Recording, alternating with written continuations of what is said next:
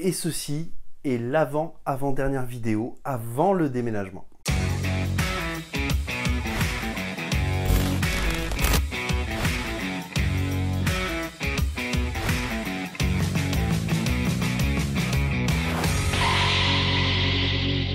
Salut tout le monde, j'espère que vous allez bien, bienvenue dans cette nouvelle vidéo, nouvelle review lecture aujourd'hui avec des titres qui m'ont convaincu dans l'ensemble. Il n'y a pas eu de déception et ça c'est plutôt bon signe et c'est surtout une vidéo pour laquelle je prends beaucoup plus de plaisir quand forcément j'ai des déceptions à vous présenter. Je vous propose de commencer avec un titre qui sera pour certains un classique, mais qui pour moi est une découverte.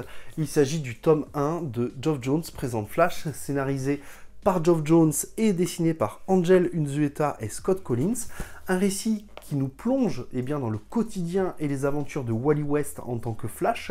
Wally West qui dans ce tome a tout pour être heureux, il est marié, il est respecté, il est connu et surtout il est devenu depuis peu le remplaçant de Barry Allen qui suite à Crisis on Infinite Earth est décédé. Et pour moi c'est une première pour découvrir ce Flash que je ne connaissais pas, puisque la plupart des aventures de Flash que j'ai lues étaient avec Barry Allen dans Flashpoint, dans New 52 ou encore dans le Flash, il me semble, Chronicle. Toujours est-il que ce premier récit nous plonge directement dans un commissariat où Flash vient de se réveiller et malheureusement il semblerait que tout le monde a oublié jusqu'à son nom de Flash. Et alors on va devoir découvrir qu'est-ce qui se passe, comment ça se passe et est-ce que c'est un piège. Dans ce premier récit, ce que j'ai beaucoup apprécié, c'est que Flash, Wally West, qui n'a pas l'habitude de faire des compromis comme pouvait le faire Barry Allen, va devoir faire des compromis et va devoir faire équipe avec les Lascars qui vont l'aider, s'entraider pour le sortir de ce mauvais pas. Et justement, dans ce récit, ce que je trouve notamment très intéressant, c'est que ce sont les Lascars, la star.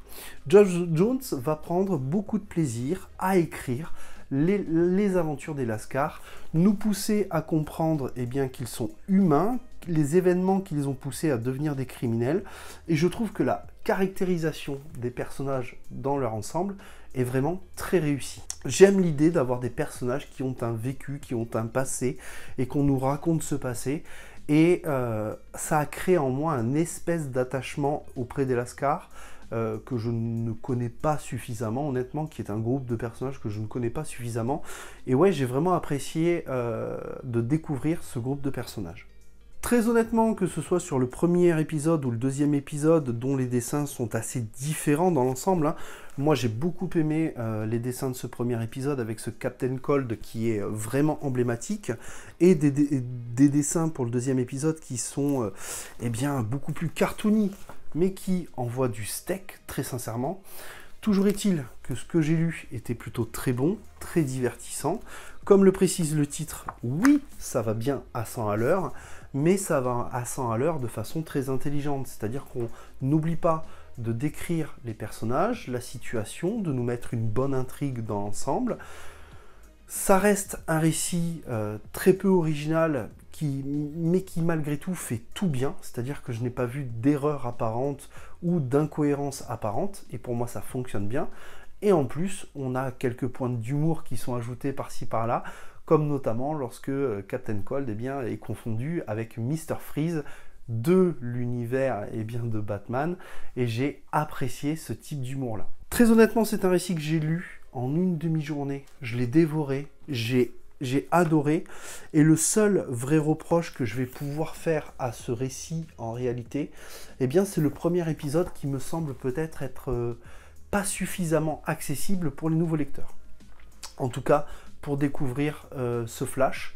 Mais je vous conseille très sincèrement de vous accrocher, de lire ce premier tome dans son ensemble, et vous verrez que finalement on comprend assez bien ce qui se passe, on comprend assez bien dans quelle situation est Flash, qui est Flash, comment il fonctionne, et très vite d'ailleurs on va nous expliquer qui est Wally West, quels sont ses pouvoirs, pourquoi il est devenu Flash, qui a été Barry Allen pour lui. Donc vraiment, je trouve que Geoff Johns fait un travail formidable à ce niveau-là. Mais c'est vrai que le premier épisode, qui finalement va nous plonger dans un univers alternatif, va peut-être semer la confusion pour les nouveaux lecteurs. Toujours du côté de chez Urban, j'ai lu la conclusion de The One Hand and the Six Fingers, 5e partie, avec 2 parties dans ce récit comme les précédents. Une partie scénarisée par Ramvi et dessinée par Lawrence Campbell. L'autre partie scénarisée par Dan Water et dessinée par Sumit Kumar. Un récit qui m'a particulièrement convaincu tout au long de la lecture, que ce soit dans le scénario, dans l'écriture, dans la caractérisation des personnages, puisque on est sur 2 récits qui sont complémentaires l'un et l'autre, l'un dans lequel on va suivre notamment eh bien, un flic qui devrait être à la retraite, à savoir l'inspecteur Hari Nassar, et de l'autre, eh bien, celui qui est censé être le criminel qui commet des crimes, des meurtres, et qui en plus, eh bien, inscrit ce genre de petite inscription à chaque fois qu'il commet un meurtre. Et j'ai beaucoup apprécié d'une part la différence de genre entre les 2 récits. On est bien sur un récit de science-fiction pour l'ensemble des 2 récits, mais l'un est beaucoup plus polar et l'autre est beaucoup plus thriller. Donc ça déjà, moi, c'est quelque chose que j'ai beaucoup apprécié. Et je trouve que ça fonctionne plutôt bien et ça se complémente plutôt bien. Et puis, je trouve que la fin est plutôt convaincante. C'est un récit qui va nécessiter une relecture, voire une 3e lecture. Mais en tout cas, c'est un récit absolument génial. Si vous aimez la SF, si vous aimez les polars et si vous aimez les thrillers, je pense que clairement, vous ne devriez pas être déçus. Moi, j'ai adoré ce que j'ai lu, vraiment, je ne peux que vous le conseiller. Si vous les achetez, je ne suis pas sûr qu'il reste encore les coffrets que moi j'ai récupéré lors du FIBD, qui permettent de ranger ces 5 titres notamment. Maintenant, je trouve que l'idée du coffret est plutôt géniale, et l'idée de la publication en soft cover comme ça avec 2 histoires qui se complètent, c'est absolument génial. Je trouve que ça fait très bien le travail, honnêtement. Éditorialement, bah, c'est génial aussi parce que c'est sorti mensuellement, et du coup on payait, je crois que c'était 7,90 € peut-être au niveau de la publication, donc ça fonctionne plutôt bien. Juste attention éditorialement, alors c'est peut-être difficile à faire sur de la soft cover, mais c'est vrai que les numéros sont pas forcément très bien alignés. Voilà, ça vivote un peu, et même la taille des titres a pas l'air d'être totalement la même, donc bon, mais ça reste un détail, sachant que les titres en plus sont protégés dans leur coffret, et le coffret, ce que je trouve génial, c'est que soit vous pouvez le mettre directement dans votre bibliothèque comme un livre, soit vous pouvez le positionner devant d'autres livres. Je trouve que ça fait assez classe, honnêtement, donc je vous conseille de lire The One Hand and the Six Fingers. Je vous propose de continuer cette review avec une grosse sortie que j'attendais énormément. Il s'agit du tome 2 de Slum Kid, qui arrive un an et demi après le premier.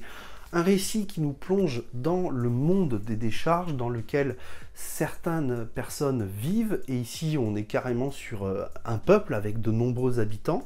Alors c'est plus ou moins tiré d'une histoire vraie, puisque je crois que ça se passe en Inde, ça, où il y a beaucoup de personnes qui vivent dans les déchets et récupèrent beaucoup de choses.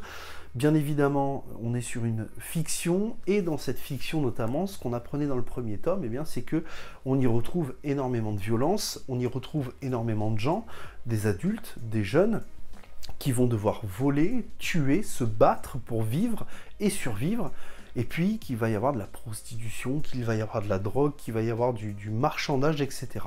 Et ce que j'avais beaucoup apprécié dans le premier tome, c'est qu'on avait une histoire complètement what the fuck, mais qui pour autant fonctionnait très bien, et dans laquelle on suivait un groupe de personnages.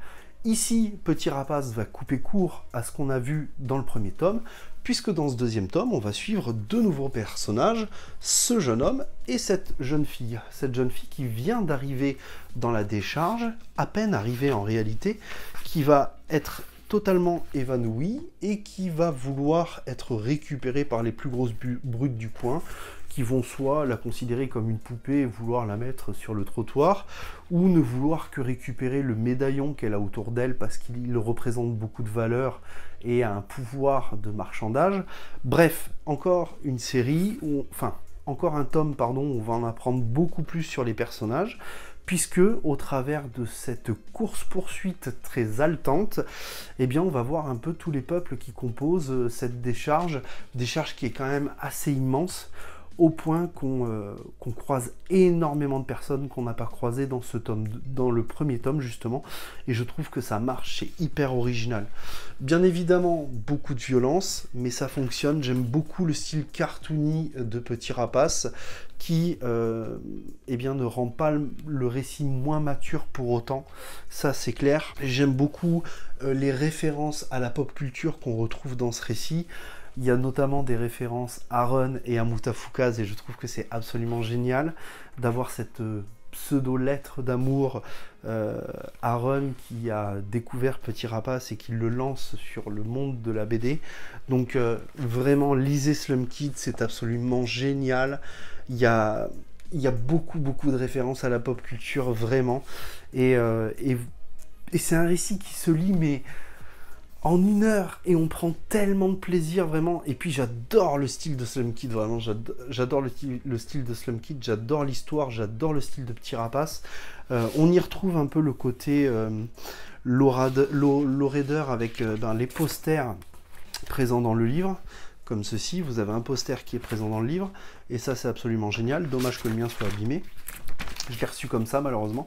Mais non, c'est un récit qui fonctionne. Et si vous n'êtes pas informé de cela, sachez que c'est un récit qui est en 3 tomes. Donc, d'ici 1 an et demi, peut-être, on peut eh bien, espérer avoir le 3e tome. Je vous propose de continuer cette review du côté de chez Delcourt, cette fois avec le tome 5 et le tome 6 de Walking Dead. Ouais, ça y est, je suis enfin lancé.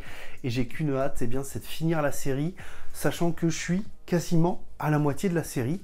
La prochaine fois qu'on se verra, j'aurai sûrement lu le tome 7 et le tome 8, ce qui signera la moitié de la série. Série qui avance très bien, puisque au travers de ce volume 6, eh bien, on arrive à Alexandria. Pour ceux qui connaissent la série, c'est bon, vous allez capter.